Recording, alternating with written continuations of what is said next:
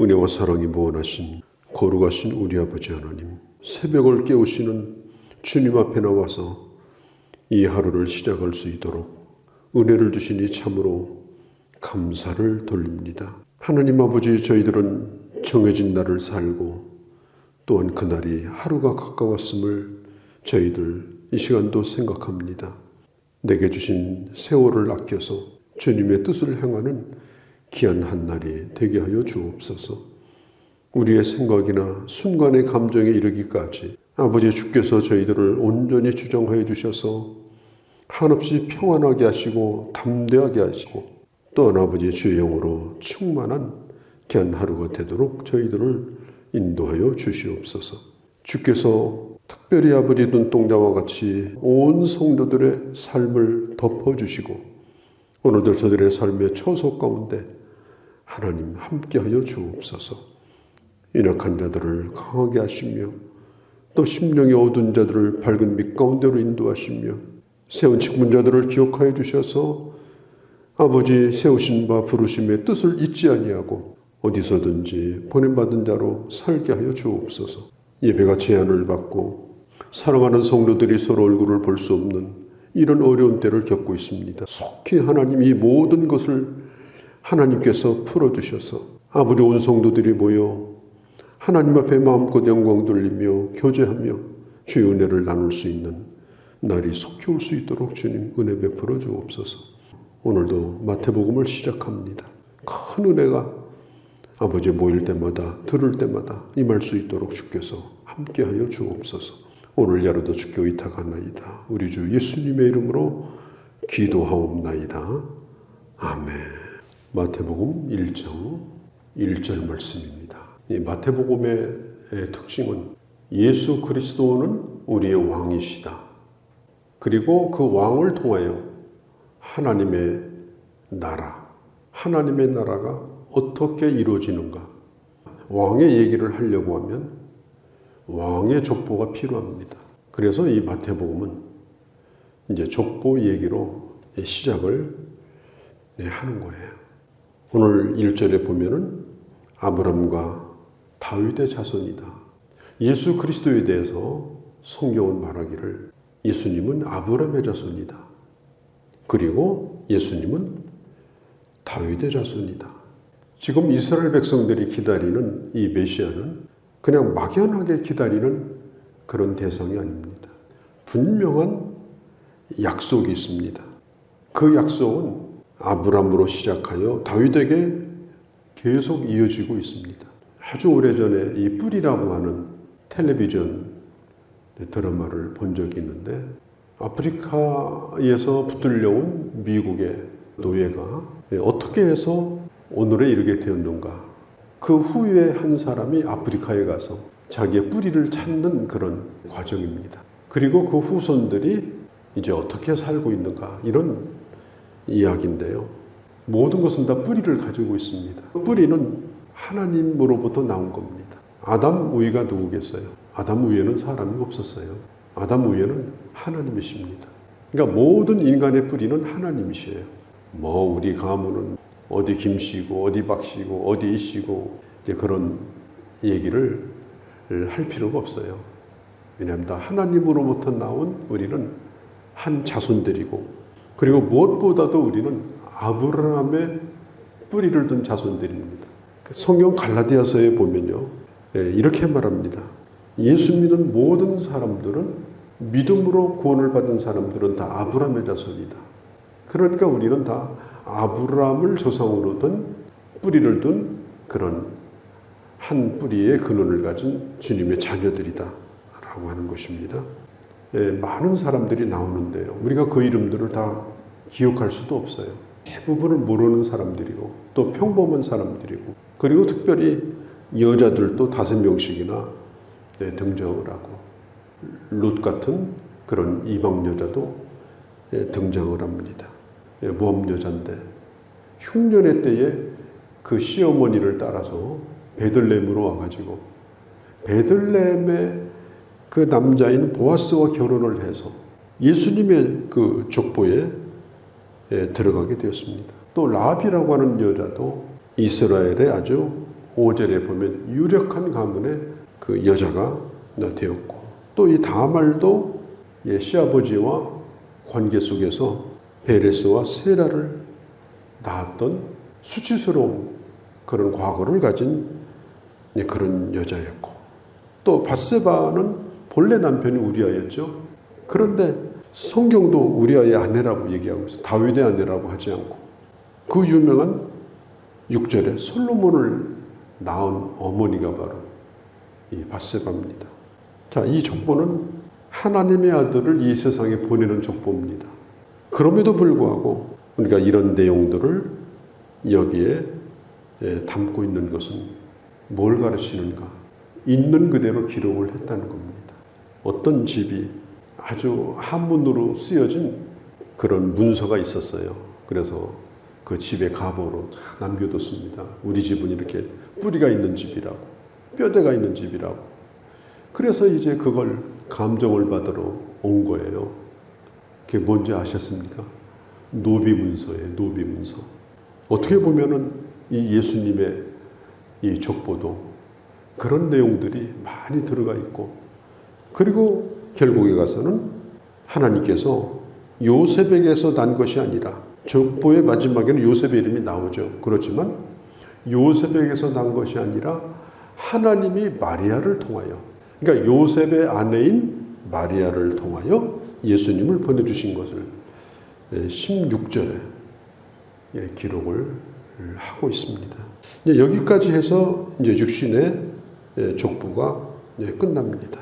그리고 이제 성경은 이걸 가르쳐서 뭐라고 그래요?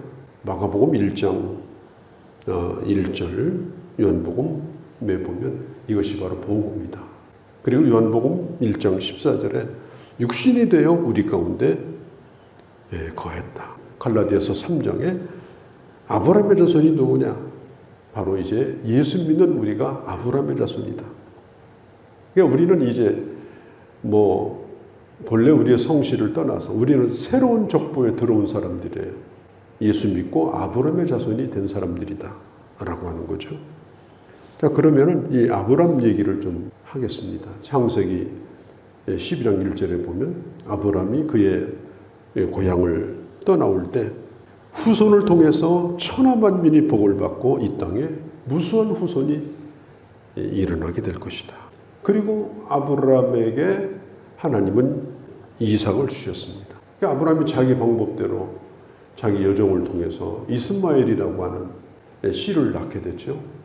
그런데 그 이스마엘을 하나님이 내어보내셨습니다. 그리고 결국은 사라를 통하여 이삭을 낳게 하셨죠. 그리고 이삭을 통하여 야곱을 통해서 12지파로, 12지파를 통해서 이스라엘 민족으로, 이스라엘 민족 가운데 유다 지파를 통해서 바로 예수 그리스도를 이 땅에 보내주신 것입니다. 그래서 아브라함은 히브리서 11장에 보면은 놀라운 고백을 해요. 히브리서 11장 13절 16절에 보면은 자기 후손을 통해서 태어날 그분을 바라보면서 살았습니다. 그 약속을 아브라함은 믿은 거예요. 정말 먼 훗날에 나타날 그 일을 바라보면서 그는 비록 나그네로 살았지만 그분이 다스리는 성, 그 메시아가 다스리는 나라, 그 나라를 바라보며 살았던 것입니다. 또 예수님은 다윗의 후손이다 그렇게 말하죠. 6절에 이 다윗의 얘기가 이제 등장을 하는데요. 다윗은 아주 평범한 집안의 사람입니다. 이새라고 하는 사람의 아들이고 다윗의 직업이 뭐예요? 목동입니다. 그런데 하나님이 다윗을 찾아내서 기름을 부어가지고 왕으로 삼으시고 그리고 메시아의 조상으로 삼아 주신 것입니다. 그런데 시편에 보면요. 시편 89편, 시편 110편에 보면 이 다윗은 자기의 뿌리를 통해서 나타날 그 후손을 뭐라고 부르느냐? 주님이라고 불러요. 자기 후손이죠. 그런데 다윗은 자기 후손을 통해서 이 땅에 오실 왕, 자기의 뿌리로부터 이루실 하나님의 그 메시아에 대한 약속, 그걸 보면서 다윗은 그분이 바로 주님이시다. 다윗도 자기 후손을 통해서 보내주시는 그 메시아를 바라보며 메시아에 대한 약속을 붙들고 살았던 것을 알 수가 있습니다. 그리고 이제 16절에 보면 요셉은 단순히 이제 마리아의 남편으로 소개를 합니다. 마리아의 남편으로 소개를 하고 분명히 예수님은 마리아를 통해서 낳았음을 보여줍니다. 그 이름은 바로 예수 그리스도입니다. 예수라는 말은 개인적인 이름이에요. 그때 당시 예수라는 이름이 참 많았습니다. 구원자라는 뜻이에요. 이 세상을 구원한다. 좋은 의미를 가지고 있잖아요. 그러다 보니까 많은 사람들이 아들을 낳으면 이 이름을 썼습니다. 그런데 그 뒤에 그리스도라. 누구도 그리스도라고 불리는 분이 없어요. 오직 나사렛 예수님만이 그리스도라고 불리웠습니다. 그래서 우리는 예수님을 예수 그리스도라. 사람 중에 한 분이 아니라 그리스도로 이 땅에 오신 인간. 그리스도라는 말은 기름을 부음받은, 기름을 부었다 그런 뜻입니다. 구약시대에 보면은 기름 부음 직책이 3개가 있었죠. 왕을 기름 붓고 선지자를 기름 붓고 또 제사장을 기름을 붓습니다. 그래서 예수님은 3가지 직분을 다 가지고 있어요. 예수님은 우리의 왕이기도 하고 또 우리의 대제사장이시고 그리고 그분은 우리의 선지자입니다. 앞으로 일어날 일들을 미리 말씀하신 분이죠. 그래서 예수 그리스도, 예수님은 구원자다. 어떤 구원자냐? 기름 부음 받은, 하나님으로부터 보냄 받은 기름 부음 받은 구원자다. 그리스도라는 말을 다른 이름으로 메시아다 이렇게 부르기도 합니다. 그리고 이 족보의 내용은 그 사람이 어떻게 살았고 이런 내용이 없어요. 그가 낳고 죽었다. 이 내용만 반복돼서 나옵니다. 낳고 죽었다. 낳고 죽었다. 사람이 사는 인생이라고 하는 것은 태어나서 죽는 것입니다. 또 우리가 살아가는 짧은 삶이라고 하는 것은 출생과 죽음 사이에 한순간에 불과한 겁니다. 출생과 죽음 사이에 한순간 우리는 잠깐 동안 그냥 반짝 이 세상에 몸을 붙이고 존재하는 것입니다. 그러나 결코 짧은 인생도 또한 아닙니다. 그 짧은 인생이지만은 그 인생이 메시아 그리스도를 이 땅에 보내시는데 꼭 존재해야 되는 인생입니다. 우리는 뭐냐? 우리도 마찬가지예요. 우리가 이 세상에 짧게 존재하다가 사라지겠지만은 그러나 이 짧은 인생의 이 순간도 하나님의 아들을 이 땅에 보내시는데 꼭 필요한 것이라면 우리도 바로 마찬가지입니다. 하나님 우리를 꼭 필요해서 오늘 이 시대에 잠깐 동안 이 지구상에서 하나님이 나를 이 세상에 두셨다. 복음을 듣게 하시고 예수 믿게 하시고 그리고 하나님의 백성으로 우리가 살게 되어진 것은 하나님의 특별한 섭리와 하나님의 놀라운 주권이 우리 삶 가운데 있다. 넓은 의미로 보면은 우리도 바로 이 세상에 주님을 전하는 하나님의 나라를 세우는 하나님의 뜻을 이루는 이 큰 바로 하나님의 나라의 이 족보 안에 우리도 속해 있는 자다. 나고 죽는 인생이지만 의미가 있는 것이고 또 우리 인생의 스토리도 결코 헛된 것이 아니다 라고 하는 걸 이 족보를 통해서 볼 수가 있는 것입니다. 그리고 이 모든 이 역사, 이 기독교의 역사관이라고 하는 건 바로 구속사입니다. 하나님이 우리를 이 땅에 두시는 것은 바로 구속사적인, 구원사적인 의미가 있어요. 나의 인생은 바로 하나님의 구원사다. 놀라운 기쁜 소식을 이 세상에 전하는데 하나님이 나를 쓰시려고 이 세상에 주님이 나를 보내셨다. 그걸 우리가 생각하고 우리는 하루하루 그런 구속사적인 삶을 살아가야 하는 것입니다. 예수 그리스도를 통해서 주님의 거대한 족보 안에 우리도 아브라함의 후손으로서 존재한다는 것, 아브라함의 후손인 예수 그리스도의 자녀로서 존재한다는 것, 우리가 이걸 생각해 보면 참 얼마나 감사한 일입니까? 우리가 그런 의식을 가지고 하루하루 주의 사람으로 살아가는 그런 주의 자녀들이 되어주시기를 바랍니다. 거룩하신 우리 아버지 하나님, 역사의 중심에는 그리스도가 계시고 또 그리스도로 말미암아 새롭게 시작된 역사 속에 바로 내가 있습니다. 하나님 아버지, 우리가 그리스도를 보지 못했지만 이미 오신 예수 그리스도를 우리는 만났고 그분을 믿고 그리고 앞으로 오실 주님을 기다리고 있습니다. 아브라함이 자기 후손을 통해 오실 메시아를 기다렸고 다윗이 그의 후손을 주라고 불렀던 것처럼 우리도 그 주님을 기다리며 하나님의 구원을 이루는 구원사적인 그런 멋진 삶을 저희도 살아가고 그리고 주님을 바라보며 살아가는 저희가 되게 하여 주옵소서.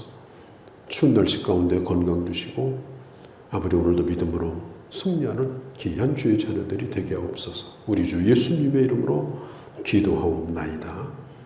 아멘.